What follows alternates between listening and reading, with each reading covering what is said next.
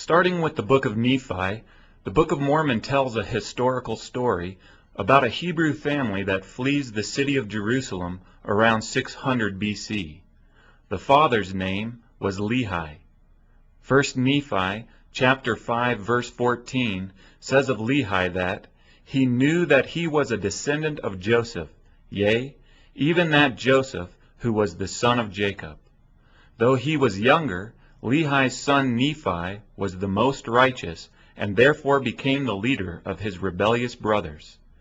Nephi records in 1 Nephi chapter 17 verse 8 that, "The Lord spake unto me, saying, Thou shalt construct a ship, after the manner which I shall show thee, that I may carry thy people across these waters." After the ship was completed, Nephi says, "We did put forth into the sea, and were driven forth before the wind towards the promised land." In verse 23, Nephi describes the final leg of the year-long journey. He writes, "After we had sailed for the space of many days, we did arrive at the promised land." The notes at the bottom of the page suggest that this Hebrew remnant landed in the Americas about 589 BC. Most LDS scholars have taught that Central America was the landing spot for Lehi's family. Soon after arriving in the Americas, a division happened between Nephi and his oldest brother Laman. From this division, two separate nations emerged. Those who followed Nephi had God's favor and were called Nephites. 2 Nephi 5:21 describes the Nephites as being white and exceedingly fair and delightsome.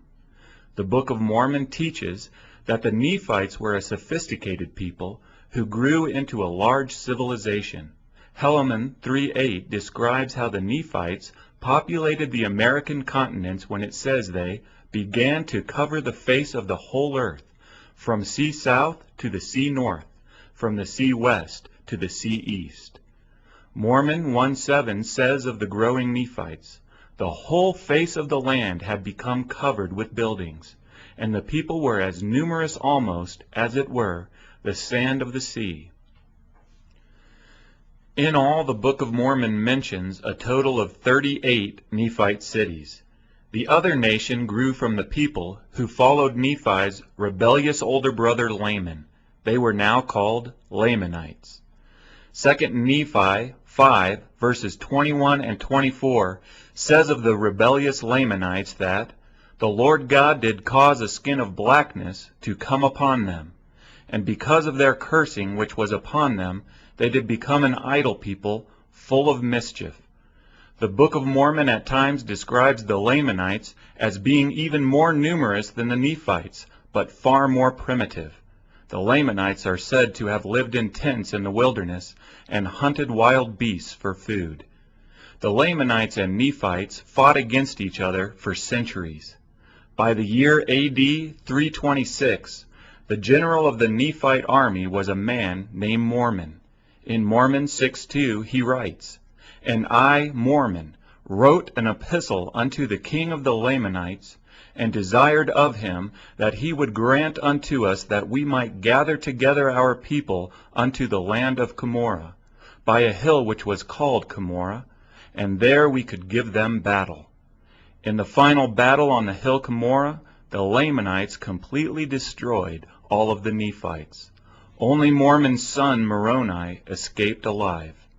After the battle, Moroni described what happened in Mormon chapter 8, verses 2 through 9. He says, "After the great and tremendous battle of Cumorah, behold, the Nephites who had escaped into the country southward were hunted by the Lamanites, until they were all destroyed. And my father also was killed by them, and I even remain alone to write the sad tale of the destruction of my people. For there are none save it be the Lamanites and robbers that do exist upon the face of the land." The story ends with the Lamanites being the sole surviving race of people that had come from the Hebrew immigrants of Lehi's family.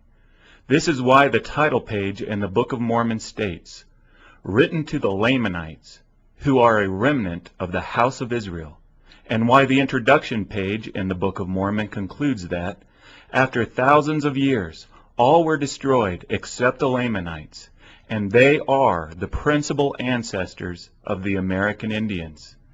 This explains why the man named Joseph Smith, who said he found and translated this historical story from ancient plates into the Book of Mormon, said of the Lamanites in 1842 that they were principally Israelites of the descendants of Joseph, and that the remnant are the Indians that now inhabit this country.